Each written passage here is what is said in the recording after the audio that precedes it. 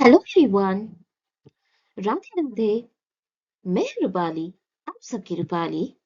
और आज मैं लाई हूँ पिकअप आर रीडिंग, ये जानने के लिए कि आपकी शादी के बाद मैरिड लाइफ कैसे रहेगी। तो यहाँ पर पाइल 1 एंड पाइल 2, ऐसे दो पार्ट्स में मैंने रीडिंग डिवाइड कर दी है। अब हम स्टार्ट करेंगे पाइल नंबर 1 से कि आपकी future spouse and married life कैसी रहेगी। तो पाइल नंबर 1 की एनर्जी में ऐसे लोग हैं जो बहुत ज्यादा emotionally deep, loyal and old soul type होते हैं। ओल्ड सोल मतलब कि पिछले जन्म का कोई जो कर्म है वो आप यहाँ पर लेके आए हो इस जन्म में। मतलब आपकी जो सोल है वो पुरानी है, नई नहीं है। आप प्यार में कमिटमेंट चाहते हो कि जो रिलेशनशिप्स में आप नहीं रहना चाहते हो। तो इस एनर्जी के चलते आपकी लाइफ जो है, आपकी लाइफ में आप लेट सेटल होने का योग बनता है, पर स्टेबल मैरिज मिलती है। कुछ लोगों का ऐसे होता है कि बहुत जल्दी जल्दी शादी कर लेते हैं और मैरिज लाइफ जो है वो स्टेबल नहीं रह पाती। But in case of you there is nothing like that. आप थोड़ा सा टाइम लेते हो, आपको कमिटमेंट चाहिए होता है, आपको कैजुअल रिलेशनशिप्स नहीं चलती। तो इसीलिए एक राइट पर्सन, एक राइट सोल ढूंढने के लिए इट टेक्स सम टाइम। और इस वजह से आपकी जो मैरिड लाइफ है वो स्टेबल रहती है, इवन स्टेबल रहेगी फ्यूचर में। The personality of your future spouse.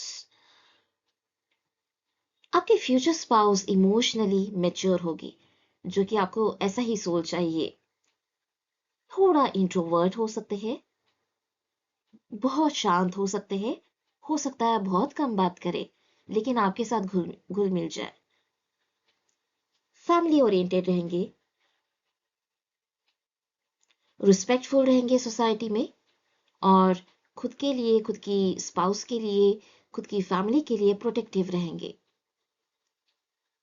उनका नेचर कैसे रहेगा पता है?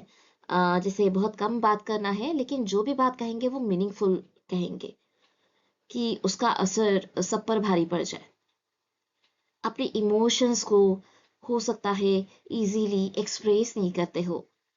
आपसे भी हो सकता है कि अगर किसी दिन बहुत दुखी हो तो वो आपसे वो दुख नहीं शेयर करेंगे, ये सोचकर कि सामने वाला भी दुखी ना हो जाए। मतलब दिल से प्यार करेंगे। दिल के बहुत साफ होते हैं ऐसे लोग, और ये भी दिल के बहुत साफ होंगे, किसी का कभी बुरा नहीं चाहेंगे। हो सकता है एज में भी आपसे बड़े हो। अगर मैं बात करूं कि आपकी मैरिड लाइफ कैसे रहेगी, तो शादी के बाद जो आपका इमोशनल बॉन्ड है वो और स्ट्रांग होता चला जाएगा। जैसे कि मैंने कहा, ये मेच्योर होंगे। तो ये शादी से पहले आपसे इमोशनल डिस्टेंस बनाकर चलेंगे, और शादी के बाद जब सिक्योरिटी मिल जाएगी, सिक्योर हो जाएंगे, तब इमोशनल बॉन्ड स्ट्रांग होते चला जाएगा। हो सकता है शादी के बाद स्टार्टिंग में इनिशियल पीरियड में थोड़ा सा एडजस्टमेंट करना पड़े, पर धीरे धीरे ये जो बॉन्ड स्ट्रांग बनेगा ना, तो उसमें आपको ऐसे फील आएगा जैसे कि आप बेस्ट फ्रेंड्स हो। चैलेंजेस कभी कभार आ सकते हैं, कम्युनिकेशन गैप हो सकती है, कई बार ईगो या मिसअंडरस्टैंडिंग हो सकती है, लेकिन ये टेम्पररी रहेगी। लेकिन फाइनेंशियल स्टेबिलिटी जो है आपकी शादी के बाद इंप्रूव होगी। घर में हमेशा शांति बनी रहेगी, एक दूसरे के प्रति रिस्पेक्ट बना रहेगा। तो ये जो शादी के बाद जो योग बनता है, ये लॉन्ग टर्म मैरिज रहेगा, और स्ट्रॉन्ग मैरिड लाइफ रहेगी आपकी। शादी का टाइम फ्रेम की अगर मैं बात करूं, तो हो सकता है कि शादी डिले के बाद होती हुई दिखाई दे रही है मुझे। स्ट्रॉन्ग योग बनता है कि 32 के एज के आसपास ये शादी हो। कुछ लोगों के लिए 27-28 भी हो सकता है, 30 भी हो सकता है। लव कम अरेंज मैरिज के ज्यादा योग बनते हैं। हो सकता है किसी सोशल सर्कल में आप मिलो। कुछ लोगों के लिए हो सकता है कि मैट्रिमोनी पर मिल सकते हो या ऑनलाइन भी मिल सकते हो। फिर उसके बाद ऑनलाइन मिलने के बाद रियल लाइफ में मुलाकात हो, शादी के चलते ही।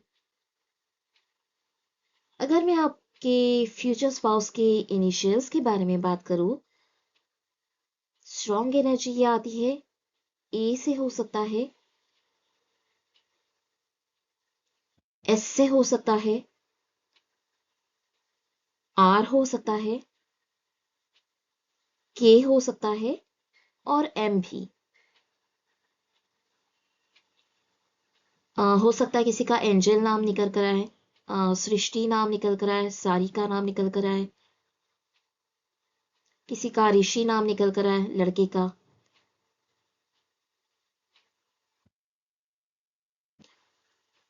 ऐसे कुछ नाम मुझे दिखाई दे रहे हैं। स्ट्रॉन्ग एनर्जी आ रही है। तो आपके लिए फाइनल यूनिवर्स से ये मैसेज है कि आपने पेशेंस बनाए रखना है और ये चीज हमेशा याद रखनी है, भले ही डिले हो मैरिज लेकिन मैरिड लाइफ आपकी उतनी ही स्ट्रांग रहेगी।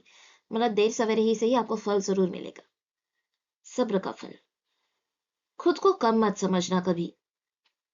आपका पार्टनर आपको रिस्पेक्ट जरूर करेगा और आप में भी पॉजिटिव ट्रांसफॉर्मेशन लाएंगे। तो ये थी पाइल नंबर 1 की रीडिंग। आप में से जिस किसी से ये रीडिंग रेजोनेट करती हो, आप मुझे कमेंट सेक्शन में जरूर बताएं। अब हम स्टार्ट करेंगे पाइल नंबर 2 की रीडिंग। सबसे पहले हम देखेंगे आपके फ्यूचर स्पाउस और मैरिड लाइफ कैसी रहेगी ओवरऑल। पाइल नंबर 2 चूज करने वाले जो यहाँ पर लिसनर्स एंड व्यूअर्स है, हो सकता है कि आप बहुत ज्यादा इंट्यूटिव हो, इंट्यूशंस आपकी बहुत स्ट्रांग हो। आपको हमेशा इंडिपेंडेंट रहना पसंद है और आगे भी आप इंडिपेंडेंट रहोगे इन टर्म्स ऑफ इमोशन। बहुत स्ट्रांग पर्सनालिटी है आपकी। आप इस पर्सनालिटी को और ज्यादा निखारिए, अपने अंदर कॉन्फिडेंस लाइए। लोगों से घुलो मिलो, बाहर निकलो आप कि लोगों से कैसे बात करनी है, कैसे रहना है। अपना ऑरा और स्ट्रांग करिए, because you are a strong soul. तो आपने पर्सनालिटी भी वैसे ही स्ट्रांग बनानी है। आप रिलेशनशिप में हो सकता है कि इंटेंसिटी ज्यादा चाहते हो, डेप्थ चाहते हो। हाफ हार्टेड चीजें आप एक्सेप्ट नहीं करते। अगर सामने वाला अगर आपको बोले कि मैं रिलेशनशिप में तो रहना चाहता हूँ या रहना चाहती हूँ लेकिन शादी नहीं करना चाहते, तो आप ऐसे रिलेशनशिप्स में नहीं रहना चाहोगे। अगर फ्यूचर स्पाउस की पर्सनालिटी के बारे में मैं बात करूं, तो हो सकता है आपके फ्यूचर स्पाउस कॉन्फिडेंट हो, एम्बिशियस हो, थोड़ा सा डोमिनेटिंग नेचर हो सकता है आपकी तरफ, लीडरशिप क्वालिटी के साथ रहेंगे। लेकिन ये जो भी इनकी पोजीशन रहेगी इन जॉब और इन बिजनेस, ये लीडरशिप पोजीशन में रहेंगे। उनका नेचर ऐसे रहेगा कि प्रैक्टिकल रहना है मुझे, फिलोसॉफिकल नहीं रहना। इमोशंस हो सकता है कम दिखाते हो, पर 100% लॉयल रहेंगे। मैरिड लाइफ आपकी पैशनेट रहेगी, बहुत स्ट्रॉन्ग अट्रैक्शन रहेगा, आप लोगों की केमिस्ट्री भी बहुत सॉलिड रहेगी। लेकिन कभी कभार हो सकता है कि करियर में यू नो जैसे कि मैंने कहा उनका डोमिनेट नेचर रहेगा, तो वैसे कुछ स्ट्रगल्स रहेंगे। लेकिन ये बहुत छोटी सी बात है और माफी भी बाद में ये मांग लेंगे आपसे। मतलब इस ईगो क्लैश के चलते ही कुछ चैलेंजेस रह सकते हैं, कुछ कंट्रोल इश्यूज रह सकते हैं, लेकिन ये सब टेम्पररी है और हो सकता है मस्ती मजाक में भी ये सब हो। हो सकता है कि लग्जरियस लाइफ आप इनके साथ स्पेंड करो, कंफर्टेबल लाइफ। एक पावर कपल माने जाओगे आप लोग, पावरफुल कपल। सोशल स्टेटस भी आपका शादी के बाद इंप्रूव होगा। शादी के अगर मैं टाइम फ्रेम के बारे में बात करूं, लेकिन जैसे unlike pile number 1, pile number 2 में हो सकता है कि शादी एकदम सडनली हो, अचानक से। अनएक्सपेक्टेड शादी का प्रपोजल आ सकता है आपको। कुछ लोगों के लिए हो सकता है कि शादी के बाद शादी के पहले आप इनको पसंद नहीं करते हो, लेकिन शादी के बाद फिर प्यार हो जाएगा, अट्रैक्शन हो जाएगा। शादी के बाद आपको रियलाइज होगा कि मेरा शादी के लिए ना कहना अ, सही नहीं था। अब मुझे उनकी वैल्यू समझ में आ रही है, ऐसे होगा रियलाइजेशन। डेस्टिनी बेस्ड कनेक्शन होगा ये। हो सकता है कि आपकी एज 26 टू 30 के बीच में ये शादी हो। आपकी एज जब ये 26 टू 30 रहेगी, या जब आपका करियर पीक पर रहे। जैसे मैंने कहा कि ये लीडरशिप पोजीशन में रहेंगे, तो ये चाहेंगे कि मेरी वाइफ या मेरे हस्बैंड का फ्यूचर भी उतना ही स्ट्रांग हो। आपको भी एक प्रेशर बना रहेगा कि वो लीडरशिप पोजीशन में है, तो आपको भी आपका करियर स्ट्रांग बनाना पड़ेगा। हो सकता है आपके फ्यूचर स्पाउस के कुछ इनिशियल्स आर से हो, नाम